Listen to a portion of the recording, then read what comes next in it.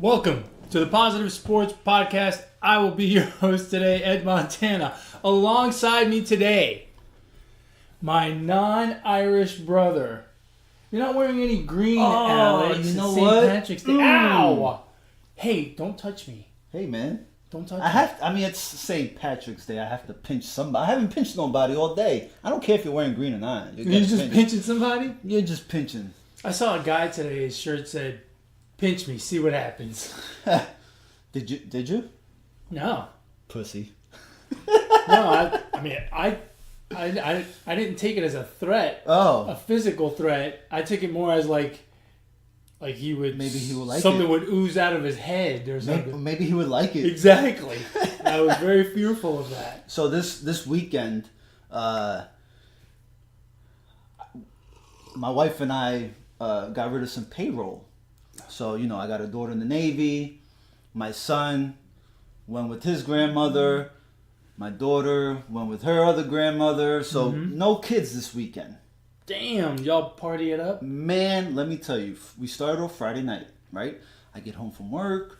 She's getting ready, right? And we decide to go to a carnival, right? And we're like, fuck, we're going to act like little kids here, right? We're going to get on all the rides. And ride the teacups and get sick. Yes. That sounds like fun. We just got on the ones that just did mad spinning, Right, because you want to puke. Yeah, like the Ferris wheel, we didn't do that because that goes too slow, right? So you want to it's high and you're afraid of heights. Yes, absolutely. I'm not tall enough to ride that one. So we get on about 3 rides, right?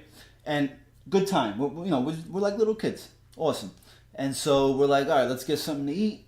We get something to eat, and we got some cheese fries or whatever. It wasn't a big portion. We shared it. We're like, all right, cool.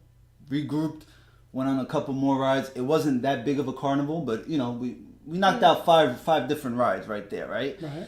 And so she decides that she wants a funnel cake. She's a big funnel cake fan. Love funnel cake. Delicious, right? You can't go wrong with a funnel. You Absolutely. And if you go to a carnival, you have to have a funnel cake. That's one of those big ass turkey legs. Yes. I agree. I'm with you. So we went the funnel cake route. And they're making the funnel cake. Doesn't take that long. We happen to peek into the little kitchen that they have. And when they pull out the funnel cake out from the oil, this thing looks gigantic. And not only is it big as in round, round, right? It's thick. It's freaking thick. Like a big waffle. Yes. Excellent. So I like where the story's going. I feel like we're at IHOP here eating. This is gonna be great. So we start eating the funnel cake, and we can't even eat half of it. That's how big it was. That's a big ass. Funnel cake. It was, and so 3 minutes. A couple minutes pass by, whatever. And we start walking around, and we start feeling a little, emergency coming, and she starts to feel it first, and then we're like, all right, well, let's go to the car, drink some water, whatever, and see if that helps or whatever. So we're just chilling. Never helps. And so we end up. So then I tell her, I'm like, hey, listen, let's go home. We got the bands, right? The wristbands. Yeah, come back. Exactly. So we're like, it was still early enough, and so we're like, let's go home. How far away were you? It was at Katie Mills. Oh, so you're like 5 minutes away. Yeah. Okay. So we're like, go home. We'll both take care of our business, right, and come back out. You've got more than one bathroom. This is doable. Exactly. And it was 9:00. Oh, plenty. We had about 2 more hours until the carnival closed, and so we get home, and I can't even tell you. Time really went forward.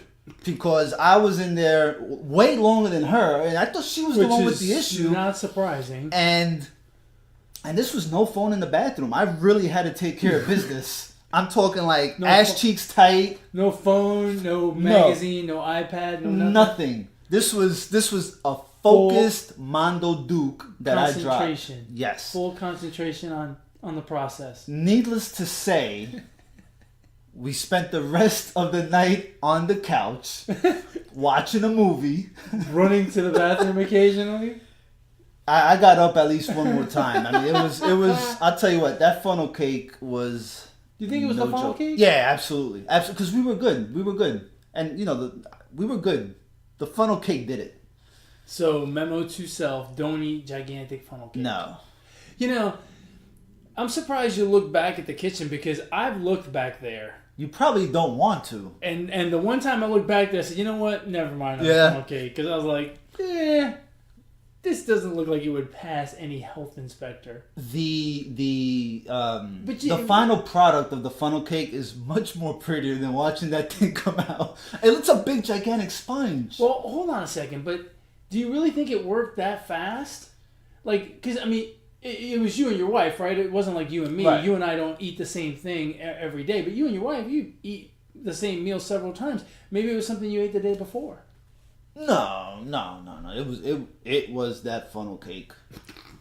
Because I'll tell you what, as we're eating it, it just became. I felt my body changing, and just being like, okay, Alex, you can't fucking eat this anymore. And I didn't want to throw it all away, and I'm telling you, we didn't even eat half of it. It was crazy. So that's how we spent Friday night. We enjoyed Saturday a little better without the kids, and we were able to accomplish things and go out. Didn't take a mild laxative. Yeah. So good, it was good. it was nice. It's nice to have the kids, away every now and then. Yeah, every now and then. I agree completely. So it's funny that you started the day off talking about shit. Uh-oh. The biggest news of the week. All right, let's get into the show. The Browns. Wow. Right? Not that they're shit, but the color, right? Okay. And the move they made, I thought, was not a shitty move. No, that came out of nowhere because kind of like the rumbly in the tumbly that you yes, your wife had. Yes, came out of nowhere, right? That shit came out of nowhere. Well, no, it came out of the shit came out of somewhere, but the event anyway. So the Browns, the biggest news of the week, in my opinion, anyway. The Browns trading for Odell Beckham. Yeah. This is one of those deals, and I'm curious your take on it. I think it's a win-win. I think it's good for the Browns, but I think it's good for the Giants too. And my only concern is Odell was a bit of a head case with veteran leadership on the team. Mm. What's going to happen when it's Baker Mayfield leading the team? You know what I mean? Like, that's a lot of pressure to put on that guy, but I do think Baker Mayfield's the kind of guy that can handle it. Yes. And so that's why I think overall, good move. I think Baker and Odell are very much alike, actually. If you look at Baker's, just his attitude and one's a blonde, one's a brunette. Yeah, but look at Baker in college. He was kind of that, arrogant, kind of flamboyant, attention, stuff like that. I think they mesh well, but I don't know how long they can mesh this well. The difference with Baker Mayfield and his flamboyance, as you call it, is he gets the ball on every play. So he can be that way and still kind of control his own destiny, so to speak. Yeah. The problem for receivers has always been when they're flamboyant, if they don't get on the same page with the guy throwing the football, they may not see the football, therefore they're not as effective. And that's the problem with Beckham. But Odell should be okay with that because him and Landry have been talking about playing together for the longest. And Odell, I'm sure, tried to get Landry in New York. That didn't happen. That's quite the duo. In my eyes, Odell should be okay if he's not getting the ball as much as he got it in New York. So yeah, I don't know. I think it's going to create some pressure issues. Look, on paper, and if we ask who won, who lost free agency, we can. The Browns probably won free agency right now. They probably picked up the best player out there available. Now they did give away a lot, which in the end doesn't matter if Odell turns out to be a rock star, right? But on the flip side of that is the Giants. I think it's a great deal for the Giants. When you look at what Pittsburgh got for Antonio Brown, the Giants made a killing. Yeah. They got a top 10 safety in the league mm-hmm. in Jabril Peppers. and then a lot of picks and good picks. Right? Yeah, they were able to get another first round pick, which that could be used as if they want to make a trade on draft day or whatever. Right. Peppers, I think, has the potential to be as good as Collins was. Right. If he can kind of be the leader of that secondary, that'll be really good. I think he's got better ability than Collins does. Collins was more like, his coverage wasn't that good. He played really good when he was like in the box, right. But I think Peppers is a good coverage, and he's a return specialist too. Yeah, so that could come in very handy as well. Yes. So at the time that we were sitting in my house and we saw the news break, you kind of digested for a couple minutes and figure, the trade looks great for the Giants. Okay, we're rebuilding. But then you go the very next day or 2 days after and you sign Golden Tate for 4 years, $32 million, $23 guaranteed. So now as a fan, I am a confused fan. I have no idea if we're rebuilding, if we're going for it. Like, what are we doing? I have no idea. But that's not, and maybe I'm wrong here. I don't know, because I'm not a salary capologist, but you should be. You're an accountant. That doesn't seem like that bad of a deal to me. If he stays healthy, money-wise and commitment-wise, that does not seem like that bad of a deal. And it now gives you, before we had an offense where it was one guy and you had to stop that guy. Now with Tate, Shepard, Ingram, you don't know where he's going to go with the ball. I think it actually, look, I think the way it works best in the NFL is either you have a number one who is a number one, right? Mm-hmm. And he is unstoppable. Or you have them all kind of even.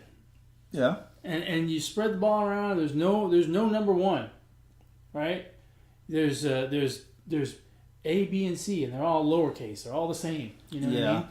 And you spread the ball around. So I don't know that the Tate deal is a bad deal, so to speak, for the Giants. Yeah, I don't know. I'm rebuilding doesn't mean not signing anyone. You gotta have players, right? But make a roster, right? But the Giants really don't have all this cap space that they can play around with. They chose to play around with it on Golden Tate. I think Golden Tate can help, but I just think that's a little. It's not my money at the end of the day. I'm just a fan. But if I'm looking at I think so, for a 31-year-old wide receiver to give him more than half of his contract guaranteed. And I don't know. And if he stays healthy though, he'll be worth it. I don't care if he stays healthy or not. He needs to produce. Brandon Marshall was the healthiest wide receiver. No. My point is Golden Tate, when healthy, produces. Golden Tate's issues has been his health. He can't stay on the field. Yeah. I'm not saying that he will all of a sudden, or that it's luck. Maybe he's just not built for. Possibly, I don't know. I just wish I don't know. We would get as a Giants fan, get just some sense of direction of where we're going. I don't know. I do believe that this has to be Eli's last year. It has to be. There's no freaking way. I'm thinking my thought process is that you package those picks and you go up and you get yourself what you think is the next franchise quarterback, and have him play 1 year under Eli, and then let Eli ride off into the sunset, and then make him your starter. Yeah, I don't. Right, kind of like the Chiefs did with Patrick Mahomes. Yeah, I don't think they're gonna do that. I actually think that the Giants are gonna wait for Herbert to come out next year.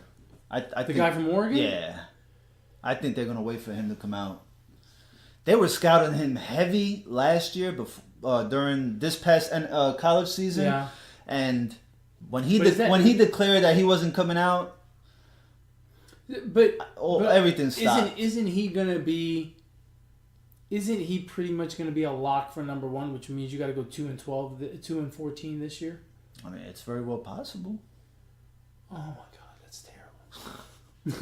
I don't know, man. Tanking in the NFL doesn't work like it works in basketball. No. But see, this is what I'm saying where I'm confused because the Giants actually in a different trade got an offensive lineman who's, not that bad from the Browns. So, I mean, and then you got a second season of Willie Hernandez, and then you got another season of Solder. But the offensive line doesn't bother me as much because that's not dead money, right? It's a building process with your offensive line, right? You're not gonna transform your offensive line in a year, or very rarely do you see that happen. Yeah. I don't know. I'm confused. I don't know what the fuck to think about them. And then the other resident in New York. Oh, the Step Brothers? Step siblings? The Jets picked up Le'Veon Bell. What do you think about that trade? Or signing? I think it's good for the Jets because now they have a quarterback and a running back, right? Because they think, and I believe that Sam Darnold could be the man. He could be the quarterback of the future for that team. And the future's now. Well, I think they are since they traded to get everything under the sun to get him. And he produced last year. I mean, he had his ups and downs, but he was a rookie, right? Yeah. It's kind of the way it goes. So I think it's a great move for the Jets. Now they've got two pieces. They've got a decent offensive line. Their defense is good. It's coming around. So, they need some receivers. Who's Darnold going to throw the ball to? Man, the only guy is that I Wayne know Corbett still there? What the hell's his name? Robbie Anderson? Yeah, I have no idea. He's fast. That's all I know. But I don't know any of the... Actually, wait. They did pick up a wide receiver in free agency. I mean, the Jets have made some moves, and I've always believed that the team that made a couple signings and trades during the offseason is a team trying to win, is a team trying to progress, trying to change what hasn't worked in the past. And I think the Jets and the Browns are a good example of trying to make something turn the happen. Corner, so to speak. Yeah, I mean, you got to make some moves at some point. I mean, whatever you were doing was not working. The only concern as if I was a Jets fan would be their coach. I mean, besides the googly eyes and all these weird faces that Adam Gase makes, he wasn't really able to control the locker room in Miami. You got Bell now. You got Robbie Anderson who gets caught up with the law. Bell can control the locker room. Well, yeah. Not. Yeah, that is a concern. That's a good point. But Le'Veon Bell is a great pickup for the Jets. He's got a year off. Hopefully he spent his time wisely, not smoking pot and training and all that. Actually, he just came out with a rap CD. So he's singing. So it's rapping, not singing. Isn't that the same thing? Drake sings. Bell raps, bro. It's the same thing. He's a rapper. Parappa the Rapper. Who remembers that game as a kid? Parappa Music. The Rapper. Interesting for the Jets. Adam Gase. The Gase thing does kind of worry me. And the other problem is you live in the same division as Belichick and the Brady Bunch. So, Got to find a way to get around that corner. Yeah. Well, the good thing is that you still have Buffalo and Miami in there, which are both going in the shitter. Yeah. So you still definitely Miami. You still got a shot at the wild card. Yeah, Miami traded away Tannehill. Yeah. Yesterday and signed Fitzpatrick today. Nothing's got to breed more confidence into your fan base as saying, "Hey, here's our franchise quarterback. Watch us do this." Whoosh, and what we're gonna replace him with?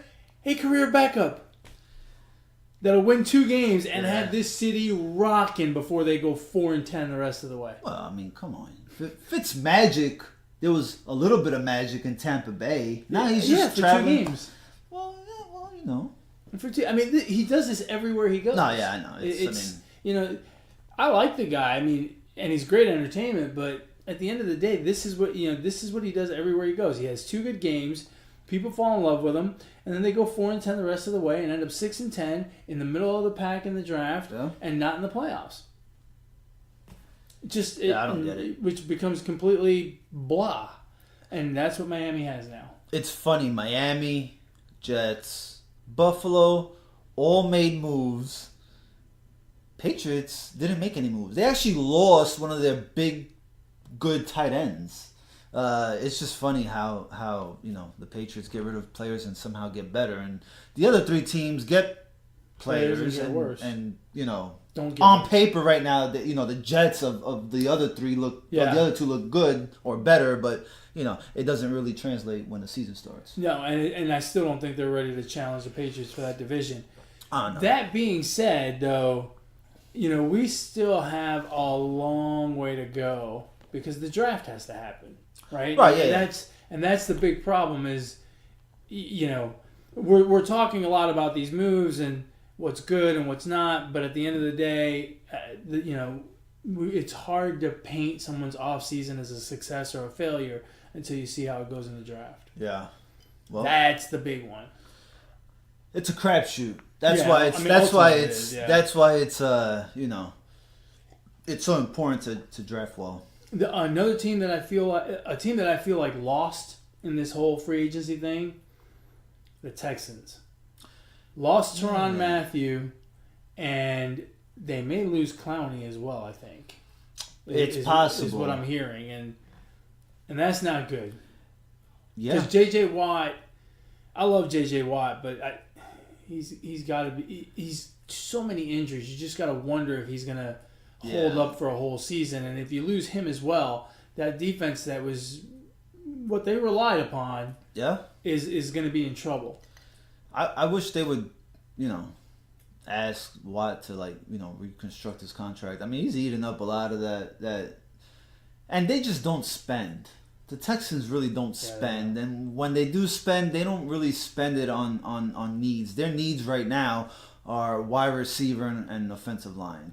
You got to take some pressure off Hopkins. You need to protect Watson a little better, and you got to keep that guy upright. Yeah, that is your season. They haven't been aggressive at all this free agency. So yeah, I wish they would have made some extra moves, additions, not subtractions. The one move that I think is going to be weird come next season is Terrell Suggs no longer in Baltimore. That's going to be weird. That team's going to be in trouble. Defensive wise, that team's going to be in trouble. They lost Weddle, Suggs, Mosley, their linebacker. They signed. What are they doing? On defense, I'm not sure. Are they trying to get Harbaugh fired? Now, Lamar Jackson has even more pressure in his second year in the NFL, right? Because now you can't rely on that defense to get the ball back. Now you got to make the most out of the opportunities you get with the ball in your hand. They got Ingram, who now could be a kind of like a safety blanket. But I can't name a wide receiver on their team either. No, they lost Crabtree. Well, that's not a big loss. Well, I mean, it's experience. It counts for something. So yeah, you and I have experience catching a ball. Well, not that kind of experience. Huh. We got experience. We're experienced. We're 65 episodes. We're 67 episodes into podcasting. Yeah. We're podcast experienced. So yeah, I don't know what the Ravens trouble. are doing. We'll see what they do in the draft, but man, on paper, yeah. Yikes! Anything else from the NFL? I can't think of anything. If I'm missing something, then if you're missing something, you're gonna have to wait till next week. I'll pull it up right now. No, go ahead. You want to move on to the NBA? We can do NBA. So, what do you want to talk about in the NBA? Did anything happen this week? We can talk about the WNBA is starting. How about that? Is it really?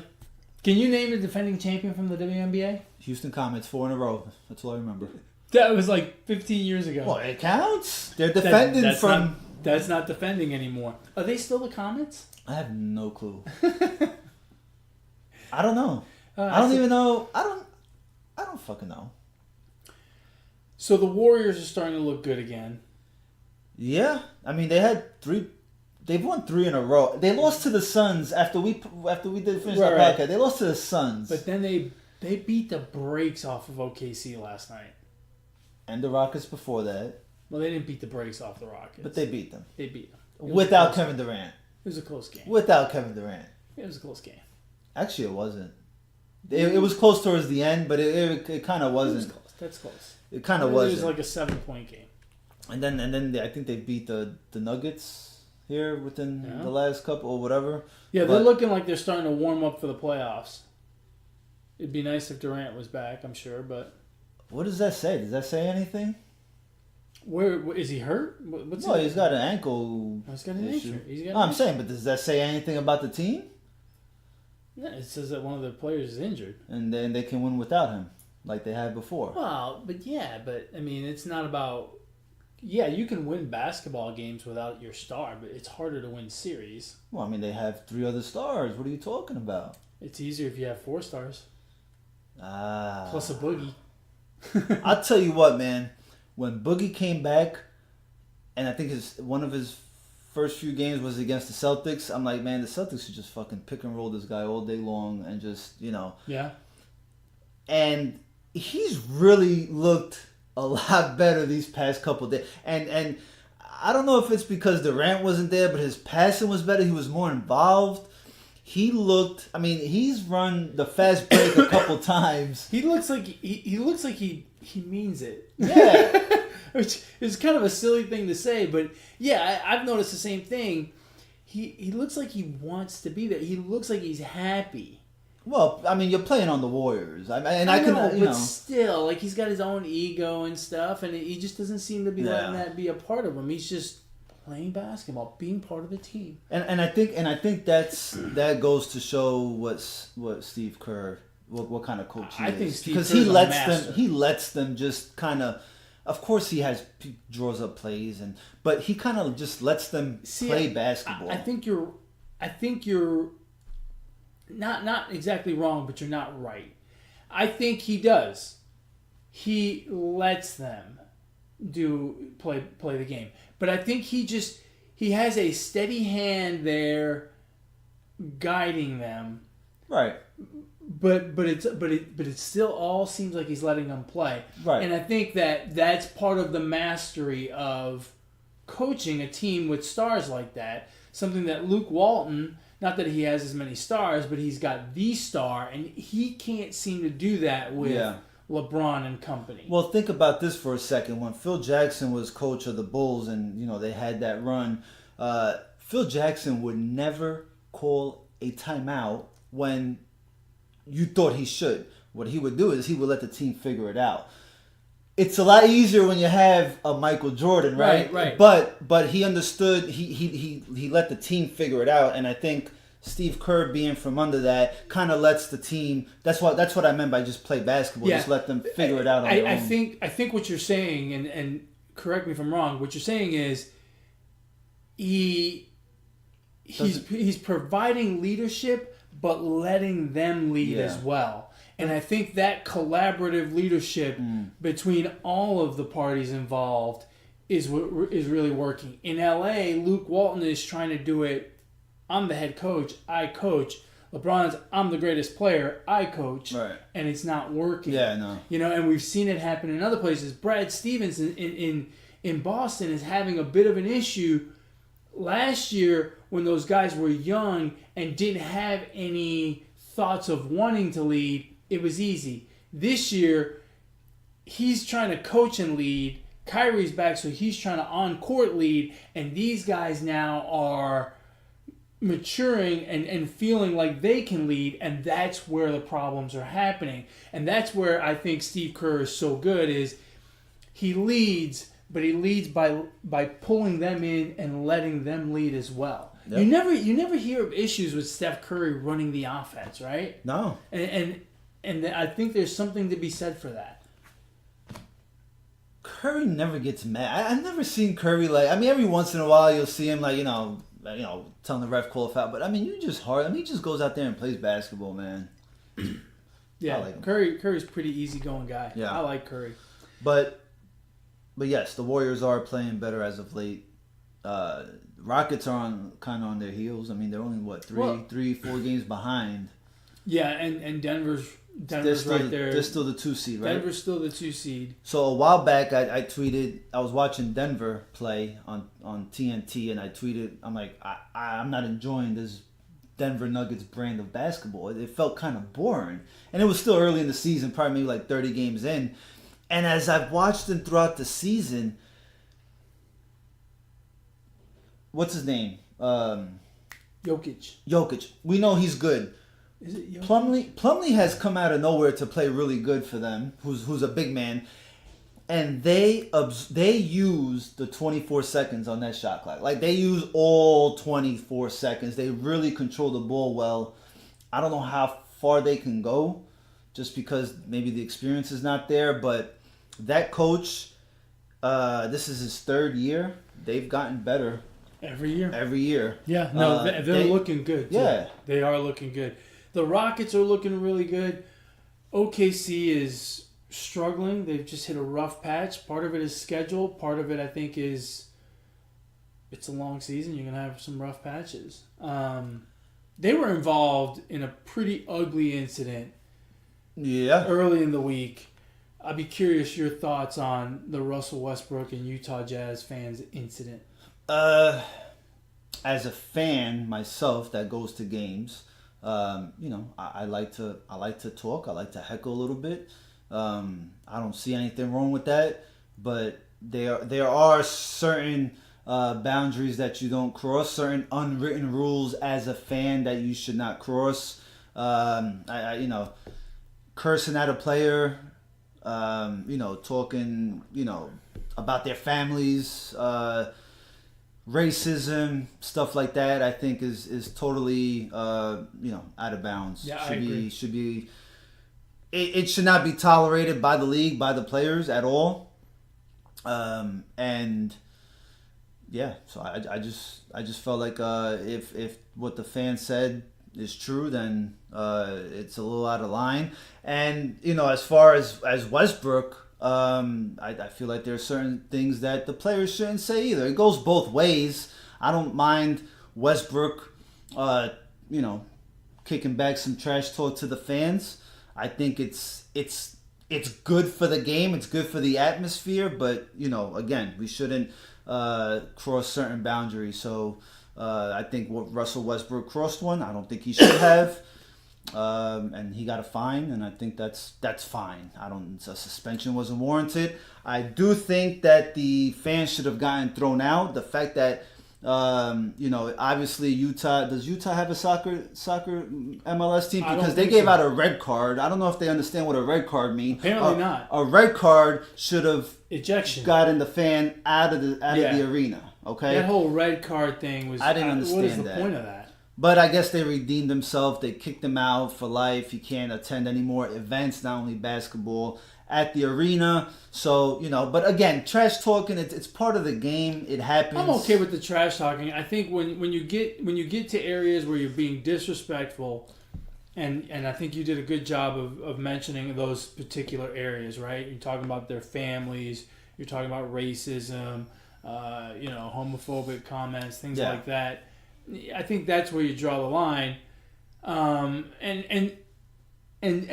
anything that is meant to sound like a physical threat, and I think that's where Russell Westbrook was wrong, right? Because his comments were basically to the effect of, threatening physical violence, and to his wife, and to the wife or the girlfriend or whoever it was next to her, and in a sport like basketball, like tennis, right? Mm-hmm. Not that we see this in tennis, but where the fans are so close to the athletes involved, that should not be tolerated at all by any party.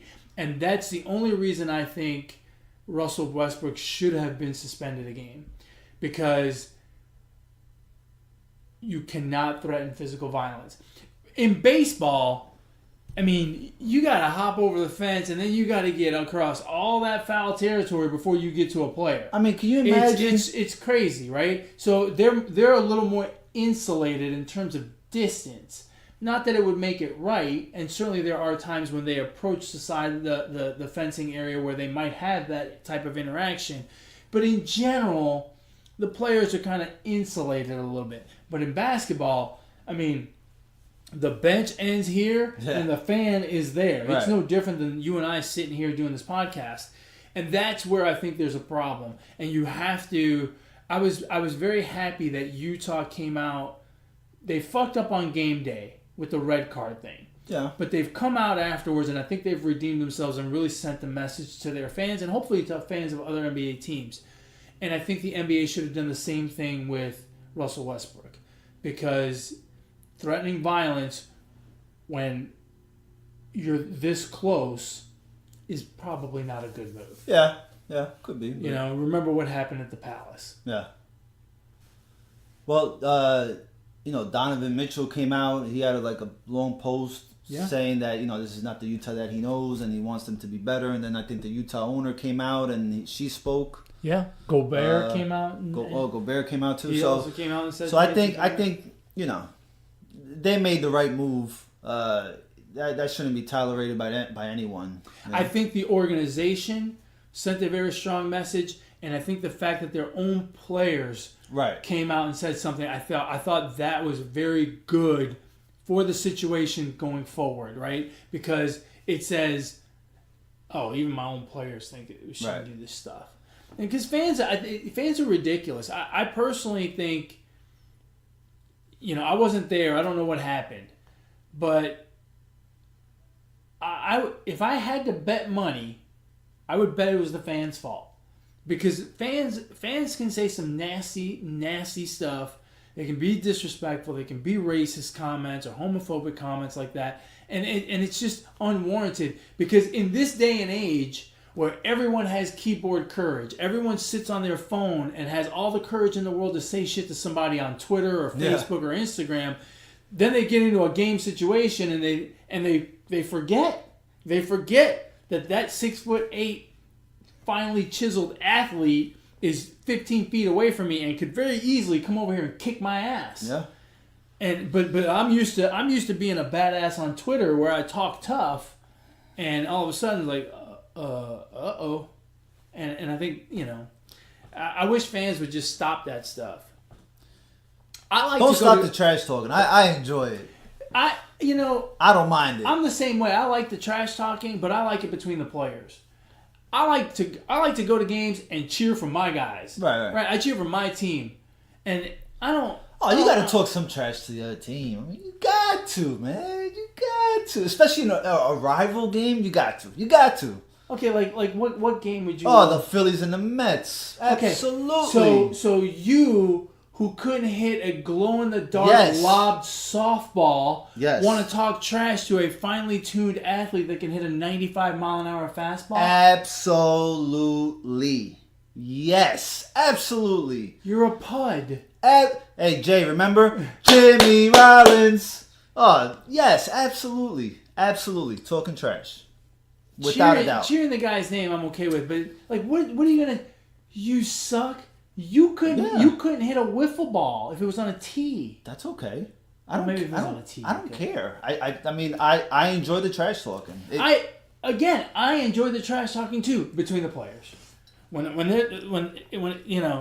or like when you and I go play basketball because we both suck. I enjoy the trash talking. See, you're boring. You just want to sit there, eat a hot dog, buy the ice cream off the helmet, and that's boring. I don't want to just sit there. Does it have sprinkles? I don't want to just sit there. I want to get up and cheer. Let's not gloss over the ice cream in the helmet. Does it have sprinkles? You look like a sprinkly guy. I love sprinkles. Do you really? I love sprinkles. I just said that trying to be funny. You don't look like the sprinkly guy. Dude, you know me. I love sugar. Well, yeah. If I can get a bowl of ice cream, sugary cream, and put more sugar on top of it, fuck yeah, I'm in for some sprinkles. See, I'm not the sprinkle guy. I didn't think you were the sprinkle guy. I like chocolate sprinkles. I like the rainbow sprinkles. I like all kinds of sprinkles. So you put ice cream on your sprinkles? No, I don't go crazy with it. Because I really like ice cream. But anyway, yeah, at the end of the day, I think the Jazz handled it well. On a positive note, while James Harden has gone off for 30-something games, over 30 points, the type of season he's having, MVP worthy, all the talk and attention that LeBron absorbs, as well as Paul George has played, kind of snuck into the MVP talk. The Greek Freak, what the Warriors are doing, Russell Westbrook is about to finish the season averaging a triple-double for the third straight year when no one has even done it twice. When Oscar Robertson hasn't even done it twice. This is going to sound ridiculous. This comment is going to sound ridiculous, but I don't think it's far off from being true. I think Russell Westbrook is the most underrated player in the NBA. Because he very rarely gets in these MVP conversations. His team, he had a big three. Now, hold on a second. It got stripped down to nothing. He's still blowing and going. They got him a new star. He's still blowing and going. He won MVP. The first year he won the triple-double. Yeah, he did. He did win the MVP that year. But it might be warranted again. Other years, he's barely in the conversation. His numbers, his assists and rebounds per game are up this year. His points are a little down, but that's because Paul George is there now. Right, and Paul George is filling the bucket, right? So now Russell Westbrook is awesome. Early shout out to Russell Westbrook for having the type of season he's having. Yeah, no, he's awesome. And you're right, he is having a monster year. Again. What about in the East? We've talked a shitload of the West. The East, nothing really has changed. Toronto that's what I was about to pull up as I wanted to see the standings. I think the 76ers finally moved into the third seed, which I really felt that weeks ago. Because I don't trust the Indiana, Pacers. Yeah. But they are missing their best player. Well, yeah, but I mean they've been playing good all season, through 60 games. They've been playing pretty good without him. So right, but they're missing their best player. No, yeah, I understand, but they were still playing good without him. All of a sudden they were playing good for a team that does not have his star, but not as good as a team with their star. I mean, but they were good enough to be a 3 seed the whole time. Well, he hasn't been gone all season. He hasn't played that many games. They got maybe 20 games. They won those 20 games. Not all of them. They started off really good. But I mean, the Sixers, I think they have scorers, which is good. I keep telling Jay they'd have no bench, and that team only is going to go as far as Embiid's knees takes him. Yeah. And you know what? That's good news for the Celtics. Yes, I agree. The fact that the Sixers are up to 3 because now they get to play the Pacers, albeit they won't have home court advantage, at least the way things stand right now, but they're only a game behind. They could very easily get that from them. I'm just waiting for the Celtics, right? It's kind of just like you're sitting there and you're twiddling your thumbs but something's about to click and fuck, you look at the calendar and we're like 70 games in or whatever it is. We're 70 games. We got 12 games left. Yeah. It's got to kick in soon here. I'm guessing it will. I mean, there's just too much talent on that team. I don't know. I mean, you and I, we've been singing that all year long, but yet here we are, 70 games in, and they haven't. Well, so we'll see. But that the top 4 is the only interesting part of the East. Yeah, I don't give the other, the bottom half much hope. That really. 4-5 matchup is worth watching. Other than that, it's trash. It is, but guess what?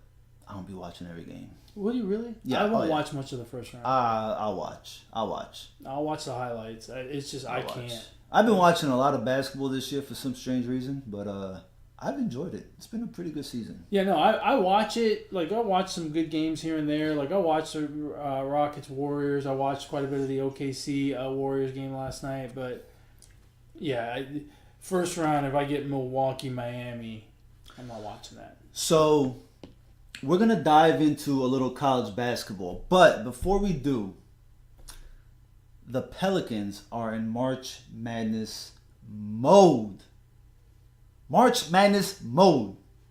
They're up 3. 6 seconds left against the Suns, right?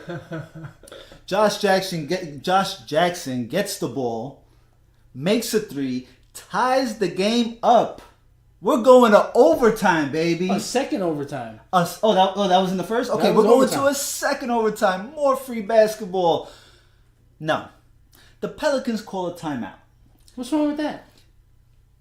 That's a good move. It is. Call timeout so you can set up your play to get the game-winning shot with Exactly. Well, how many seconds? There's 6 seconds left, right? Well, probably less than that because 6 seconds left. That's the right move. Call timeout so you can set up a play. But no, they went all Chris Webber. They called a timeout they did not have. Well, that's a problem. And what happened? Devin Booker hits the technical. They win by 1 freaking point.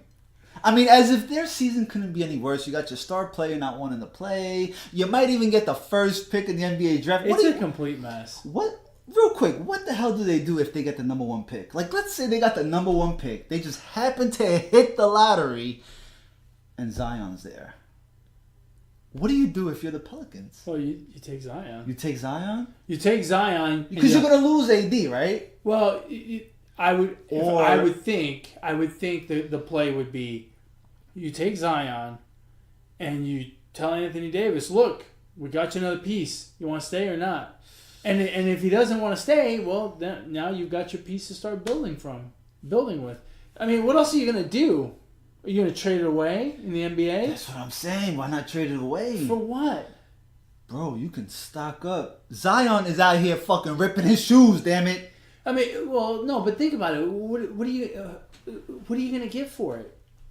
Oh, I'm sure you can get something. What? No, I'm serious. Go ahead. Pull something out of the hat. I don't know. I haven't had enough time, but I would say you can probably get some future first round picks and just so I gotta shit the bed another year when I've got a franchise piece right here. Absolutely, because you still got 1 or 2 other players that are making decent money that are sucking up some of the cap, and you can get rid of that too. I mean, I don't know. But I think in the NBA, if you get the number 1 pick, you use it, unless it's the year Kwame Brown is the well, here's the thing. Number 1, I'm sorry, but it's New Orleans. Nobody wants to go there. So what are you doing? Well, I mean, are you gonna? You can't even keep Anthony the Davis. best big man in the game. How are you gonna get other players to come to you and play with Zion? But you got to start with something, right? If you don't have Zion, no one's coming. If you have Zion, maybe there's one guy that'll come. Right? Maybe Zion's got that one friend named Kevin. Knox? Last name begins with a D. I mean, you know what I mean? You got to start somewhere. Yeah, no. I mean, I don't know. I don't know who you would get, but you got to start somewhere, and you don't get the number 1 pick all the time. Surely the Knicks are going to get the number 1 pick, right? Well, I don't know. They just beat the freaking LeBron James Lakers today, and so they're still 2 games up on the first pick. Oh yeah, look at this. They are. I think they're two and a half ahead of the Suns with 12 to play. Surely they cannot win 2 more games.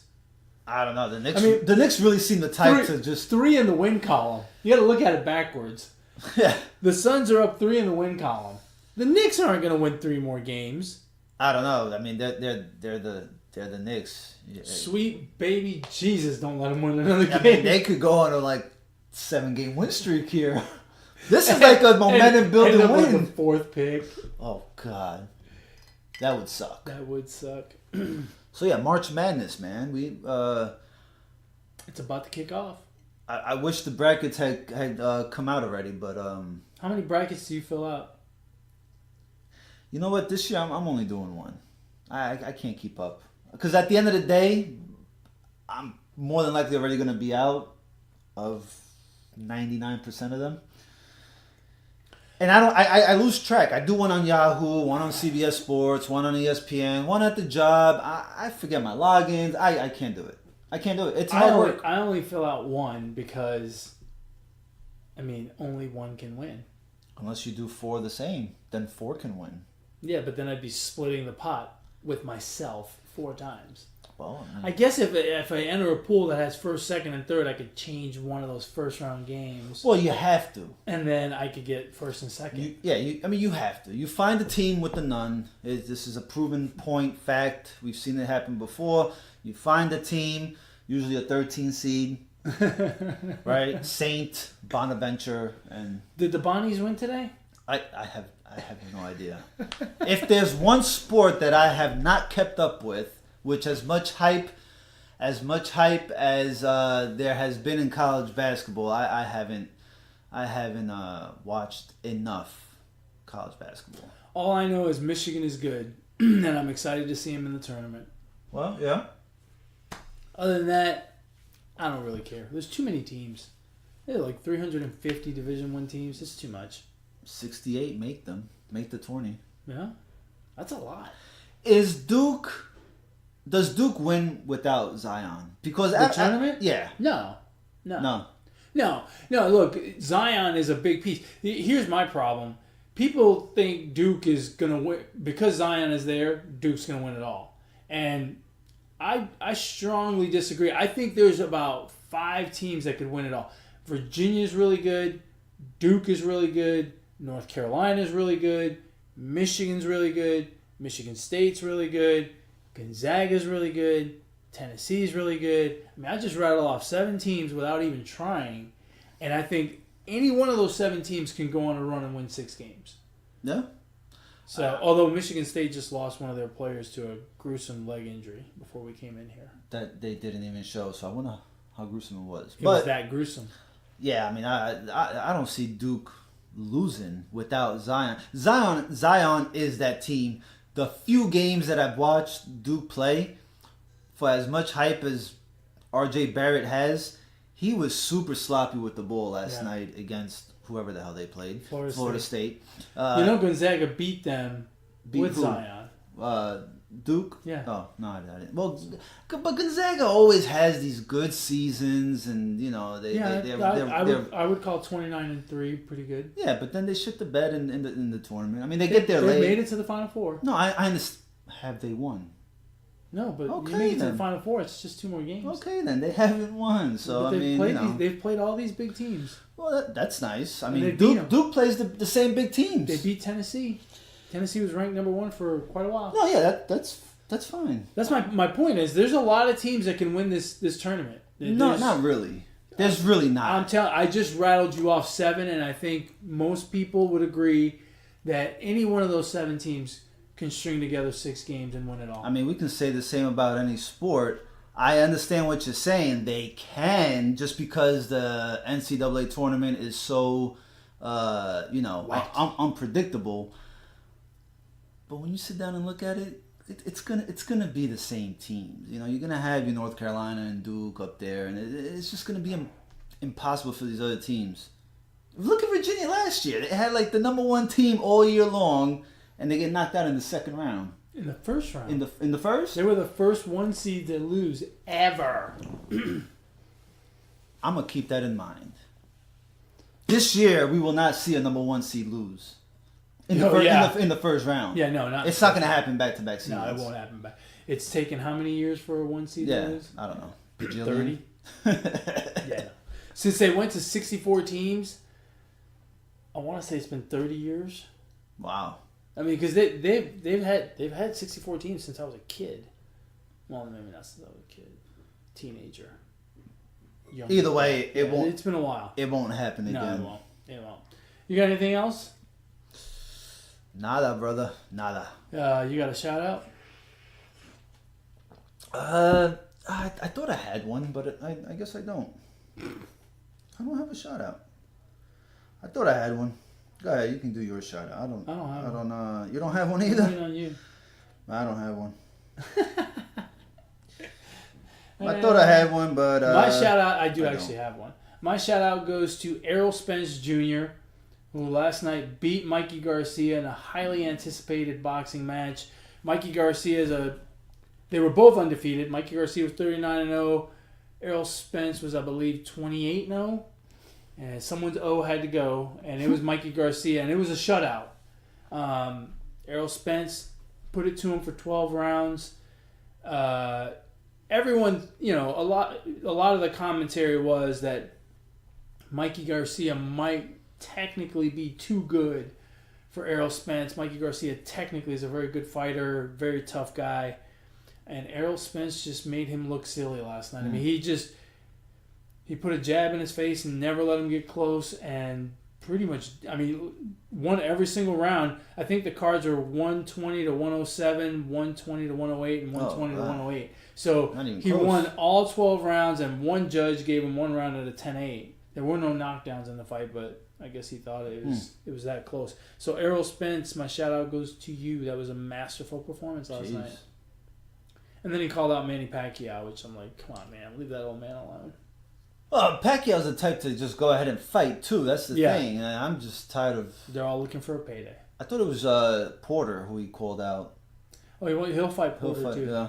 He's not afraid of Porter. But so interesting. Anything else?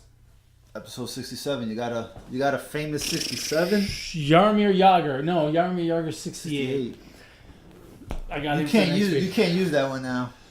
67. There's a good 67 hockey player, but I don't remember who. I can't think of any. Yeah, it's getting tough in the 60s. Yeah, I can't think of 167.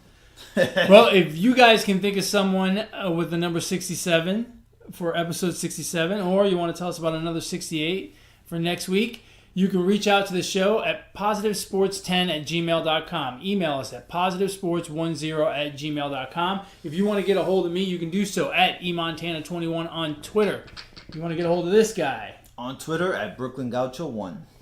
Excellent. And so we've come to the end of another wonderful episode of the Positive Sports Podcast. As always, folks, thank you for your time and listening. Attention? Yeah, attention. Attention. You can catch this on YouTube, iTunes, Podbean, Google Play, whatever platform you choose to listen and or watch podcasts. And with that, we're done. Ignore the negativity. Be the positivity. Peace.